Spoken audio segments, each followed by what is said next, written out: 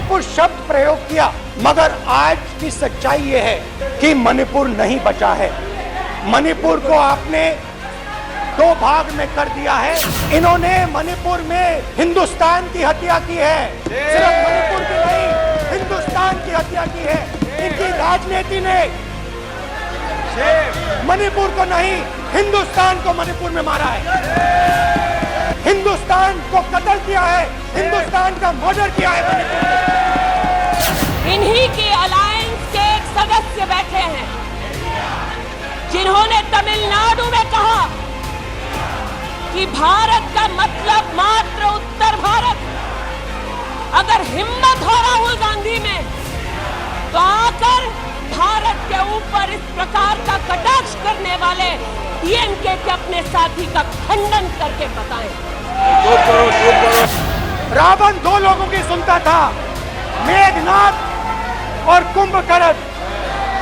वैसे ही नरेंद्र मोदी दो लोगों की सुनते हैं, अमित शाह और अडानी। ये तब से अडानी अडानी कर रहे हैं, तो अब थोड़ा मैं भी बोल दूं। फोटो मेरे पास भी है। इतना ही खराब है तो जीजा जी उसके साथ क्या कर रहे हैं?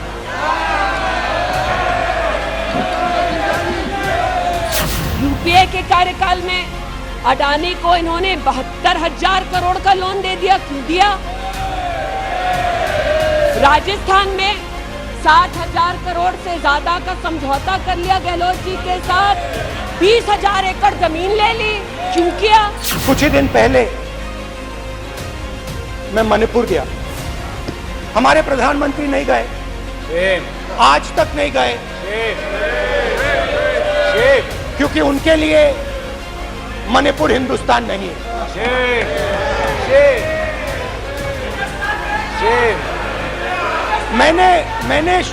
मैंने मणिपुर शब्द प्रयोग किया, मगर आज की सच्चाई ये है कि मणिपुर नहीं बचा है। कि जिनको आज मुझसे पहले वक्तव्य देने का अधिकार दिया गया, उन्होंने जाते जाते एक अभद्र यहाँ पर लक्षण के दर्शन दिए। It is only a misogynistic man who can give a flying kiss to a parliament with 6 female members of parliament. ऐसी गरिमा विहीन आचरण को इस देश के सदन में कभी नहीं देखा गया। ये उस खानदान के लक्षण हैं, ये आज सदन में देश को पता चला। आज संसद में जमकर आरोप प्रत्यारोप हुए।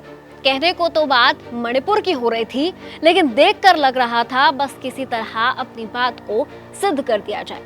हाय, मेरा नाम है सृष्टि गोयल और आप देख रहे हैं मेरे साथ संसद में आज दिन भर।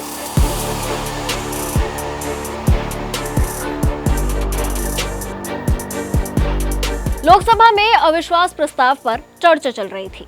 मुद्दा तो सियासी ही था। जाहिर है राहुल गांधी ने सांसदी बहाल होने के बाद अपने पहले भाषण में सरकार पर जमकर आरोप लगाए। राहुल गांधी ने अपने भाषण की शुरुआत लोकसभा स्पीकर ओम बिरला को धन्यवाद देते हुए की।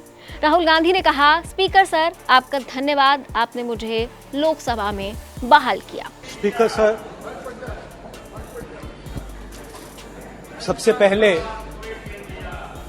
मैं आपका धन्यवाद करना चाहता हूं कि आपने मुझे लोकसभा में रीइंस्टेट किया।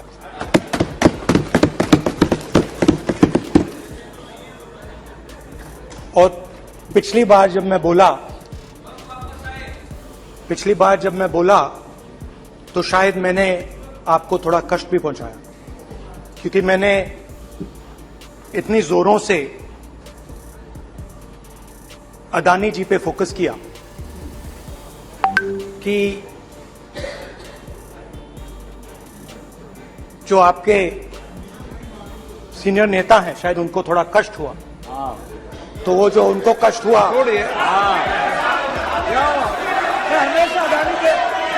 हमेशा अडानी पे अभी भी कष्ट हो रहा है। वो जो कष्ट हुआ है, अभी भी कष्ट हो रहा है, विषय पे आइए, विषय पे। अभी भी कष्ट हो रहा है, अभी भी कष्ट हो रहा है।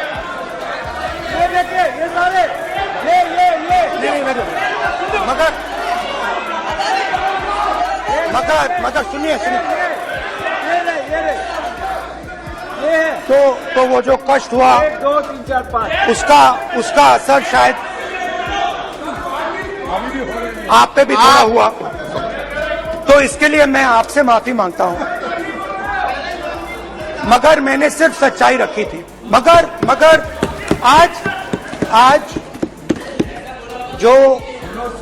जो मेरे बीजेपी के मित्र हैं, आज आपको डरने की जरूरत नहीं है, डरो मत, क्योंकि आज जो मेरा भाषण है, डरो मत, और आप डरो मत, डरो मत, डरो मत, डरो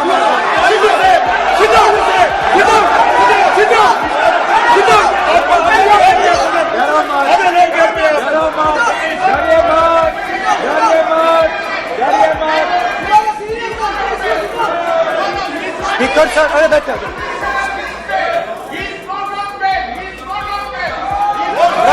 गलत। तो आज कोई घबराने की जरूरत नहीं है। आज मैं अपना भाषण, मेन जो भाषण है वो अदानी जी पे नहीं बोलने जा रहा हूं। आप छोड़िए, तो आप रिलैक्स कर सकते हैं, आप शांत रह सकते हैं, क्योंकि मेरा भाषण आज दूसरी डायरेक्शन में जा रहा है। लेकिन आधार था मणिपुर मामला। मणिपुर में महिलाओं के साथ हुई बर्बरता और लगातार हो रही हिंसा पर राहुल गांधी जमकर बोले। राहुल गांधी ने कहा, भारत हमारे दिल की आवाज है, जनता की आवाज है। मोदी सरकार ने मणिपुर में उस आवाज की हत्या की है।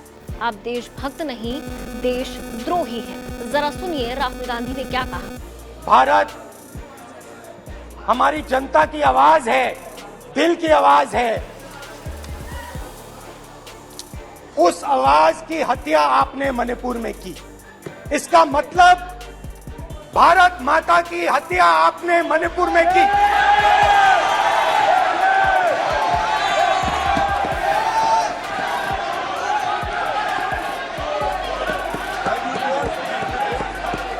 भारत माता को आपने मणिपुर के लोगों के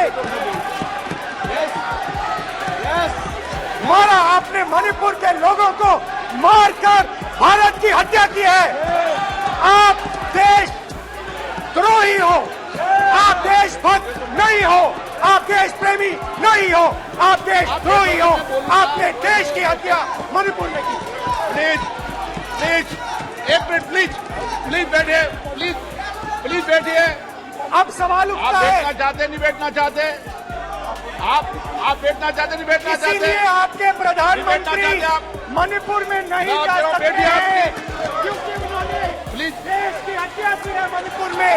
मणिपुर में हिंदुस्तान की हत्या की है, भारत माता की हत्या की है। मणिपुर के लोगों के दिल में।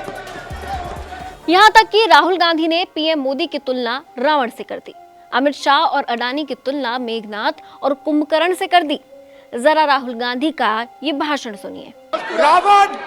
रावण दो लोगों की सुनता था, रावण दो लोगों की सुनता था, मेघनाथ और कुंभकर्ण।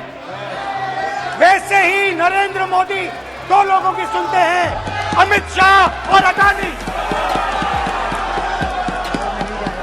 भाई और बहनों, लंका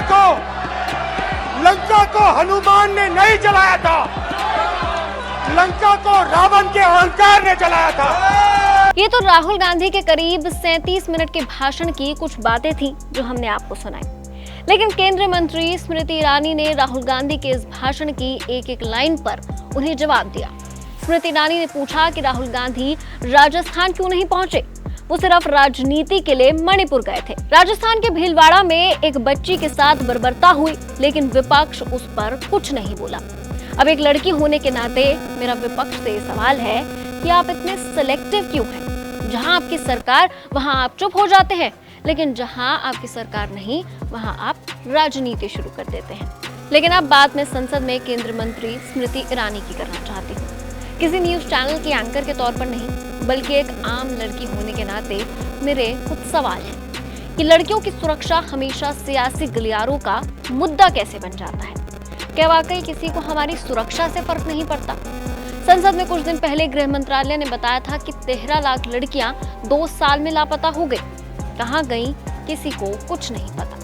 क्या हमें कोई फर्क नहीं पड़ता? नजर आप स्मृति ईरानी के भाषण पर डालते हैं। हमारे राष्ट्र के संसदीय इतिहास में आज तक भारत मां की हत्या की बात करने वाले कभी भी बैठकर मेज नहीं थपथपाते। कांग्रेसियों ने बैठकर मां की हत्या के लिए मेज थपथपाई। ये बात करते हैं इंसाफ की, ये तब से अडानी अडानी कर रहे हैं, तो अब थोड़ा मैं भी बोल दूं। फोटो मेरे पास भी है, इतना ही खराब है तो जीजा जी उसके साथ क्या कर रहे हैं? तो निशिकांत जी सही कहा, किसी को सेट करो, किसी को भेंट करो। पूछना चाहती हूं, 1993 में मुंद्रा पोर्ट में कांग्रेस की सरकार ने अडानी को जगह दी।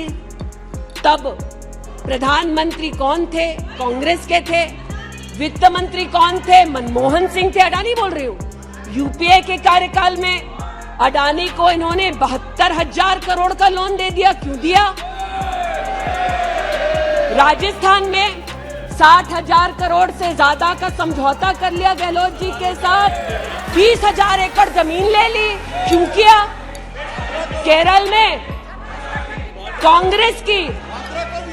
कांग्रेस की यूडीएफ सरकार के साथ पोर्ट का काम क्यों दिया? महाराष्ट्र में जब कांग्रेस के पास सत्ता थी तो फिर कांग्रेस ने अडानी को पोर्ट का काम क्यों दिया? राहुल जी को आज जवाब देना होगा कि वो राष्ट्रभक्ति की बात करते हैं तो क्या जेएनयू में जाकर जब भारत तेरे टुकड़े होंगे का नारा दे रहे थे वो राहुल गांधी की देशभक्ति थी? राहुल गांधी को आज जवाब देना होगा, है तो नहीं? उनको आज जवाब देना होगा। जिस अफजल गुरु ने इस संसद पर हमला किया, उस अफजल गुरु के संरक्षक समर्थक को कांग्रेस पार्टी ने अपने पार्टी का नेता बना दिया, जिसने कहा ये राहुल गांधी की देशभक्ति है। राहुल गांधी की देशभक्ति आज बताती हूं। इन्होंने, घबराइए मत, आप ही के नेता बोलकर गए हैं, घबरा क्यों रहे हैं? बैठिए, आराम से बोल रही हूँ। जरा संक्षेप कीजिए। मैं पुनः बोलना चाहती हूँ, अध्यक्ष महोदय, बहुत सारे व्यवधान आए। अब राहुल जी की बात चली है तो कृपा थोड़ी सी कर दीजिए। दोबारा कहती हूँ, क्या बोले हैं और क्या बाहर बोले हैं। देश के बाहर गए तो कहा आइडियाज ऑफ इंडिया कॉन्क्लेव में that there is going to be a Mars upsurge. India has massive amount of polarization. ये राहुल गांधी के शब्द हैं।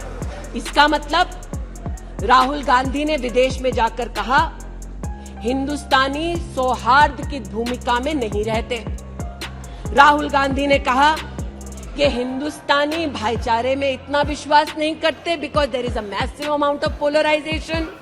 और राहुल गांधी ने कहा there is going to be a mass upsurge. Now the question is, how can the opposition effectively use the upsurge to change politics? मतलब उन्होंने कहा कि देश में उथल पुथल होगी। मैं स्पष्ट करना चाहता हूं, विपक्ष इस उथल पुथल को कैसे इस्तेमाल कर सकता है, ये मैं सोच रहा हूं। आज जो व्यक्ति यहाँ पर भारत की आवाज का उल्लेख कर रहे थे, उन्होंने भारत की आवाज में आवाज मिलाकर तब नहीं बोला जब आतंकी हमला करते हैं। उन्होंने भारत के आवाज से अपनी आवाज को भिन्न करते हुए इस सदन में भारत के रक्षा बलों से प्रमाण मांगा इस सदन में। लेकिन प्रमाण क्यों मांगा? क्योंकि कुछ लोगों ने कहा होगा। और प्रमाण मांगने का क्या सलीका है, ये मीडिया के मित्रों के माध्यम से आया है ध्यान में देश में। यहाँ पर उल्लेख कर रहे थे किसान की। आप भी बैठिए, आप किस लिए खड़े? ये बात आज कर रहे थे किसान की, तो किसान का क्या हश्र करते हैं वो मैं बताना चाहती हूँ। अध्यक्ष महोदय थोड़ी सी मुझे मोहलत दे दें। ये मैं कहना चाहती हूँ उस क्षेत्र की बात जिसकी मैं प्रतिनिधि हूँ, जहाँ पर बैठिए प्लीज बैठिए दलित मांग कर रहे थे विद्यालय की। 1982 में किसानों ने 4 बीघा 2 बिस्वा जमीन इंटर कॉलेज के लिए दी और अमेठी में धोखे से किसानों की ये जमीन हड़पने वाले फाउंडेशन का नाम गांधी खानदान है। 2016 में राहुल जी दौरे में गए तिलोई, वहाँ पर लोगों ने कहा 200 छात्रों ने सुनिए कि जमीन वापस दे दो, हमारे लिए कॉलेज की व्यवस्था करो। इन्होंने अपने अलायंस पार्टनर के साथ उन छात्रों को जेल भगा दिया। 17 में जेल भगाया। सेठा गौरीगंज में प्रमाण है, आ जाओ गौरीगंज, दूध का दूध पानी का पानी यही कर दूंगी। तो सुना आपने, केंद्रीय मंत्री स्मृति ईरानी ने कांग्रेस नेता राहुल गांधी पर जमकर पलटवार तो किया ही, साथ ही साथ 90 के दशक से अब तक कांग्रेस के काल में हुए हर अपराध को गिना भी दिया। और उनके भाषण का आधार था कश्मीर, मतलब मणिपुर का जवाब कश्मीर से। माफ कीजिएगा लेकिन ये बात मुझे पर्सनली कुछ जमी नहीं। ये तो वही बात हो गई कि मैंने कुछ गलत किया तो मैं माफी मांगने के बजाय कहूँ कि तुम कौन सा दूध के धुले हो। क्या ये मणिपुर को इंसाफ है? क्या ये देश के किसी भी महिला के साथ न्याय है? क्या हम किसी एक मुद्दे को भी इतना गंभीर नहीं समझ सकते कि उस पर राजनीति न होकर उस समस्या का हल निकाला जाए? खैर, संसद में आज गृह मंत्री अमित शाह ने भी लंबा चौड़ा भाषण दिया। इसमें सबसे अच्छी बात ये थी कि उन्होंने माना कि मणिपुर में हिंसा हुई है और बहुत गलत हुआ है। जरा पहले गृह मंत्री को सुनिए। मान्यवर, अब मैं मणिपुर की बात करना चाहता हूं।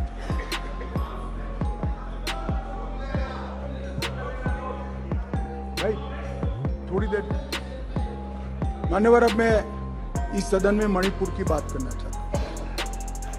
मान्यवर, मणिपुर में जो हिंसक घटनाएं हुई है वो क्यों हुई है, क्या स्थिति है और इससे निपटने के लिए हमने क्या कुछ किया है, इसकी डिटेल बात मैं अभी करूंगा।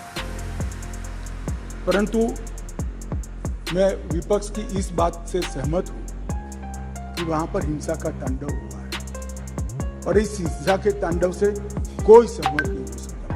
हम भी सहमत नहीं, उनसे ज्यादा दुख हमें है। परंतु ये परिस्थिति जन्य, मैं बताना चाहता हूँ, इसी घटनाओं का कोई समर्थन नहीं कर सकता। समाज के नाते हमें शर्म आई, इस प्रकार की घटनाएं वहां हुई है, इससे कोई इनकार नहीं। परंतु ये जो घटना हुई है वो शर्मनाक है।